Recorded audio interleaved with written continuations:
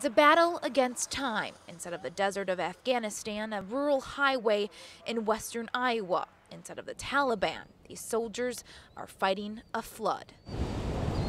It's kind of a good feeling to be on this side of a shovel instead of the other side of a rifle. 50 Iowa National Guard troops are working around the clock to keep Hamburg dry. Their mission, pack down sand in these HESCO barriers across 1.5 miles of the secondary levee. It's hard work. Somebody who's a football player might think of up downs or something on that line. It's like sticking your feet in quicksand, sucking them out, and then doing it over and over and over again, and then just going on to the next one. It's a race against the clock, and these soldiers are feeling the pressure. The people of Hamburg are counting on them to save their homes and businesses as the floodwaters are creeping closer by the minute.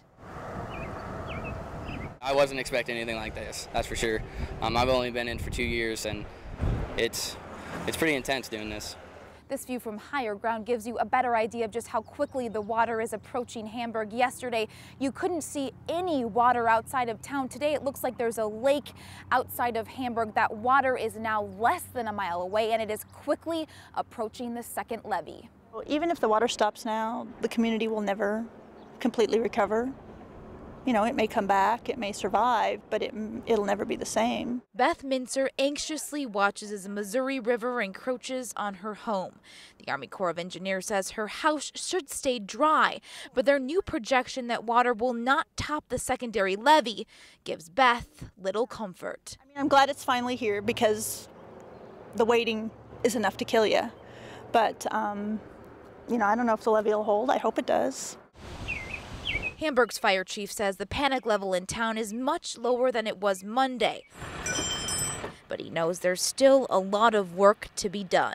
Controlled chaos, yeah, that's the best way I can put it. All that the town of Hamburg can do now is pack their levee tight and hope their sand, sweat, and spirit are enough to keep out the mighty floodwaters.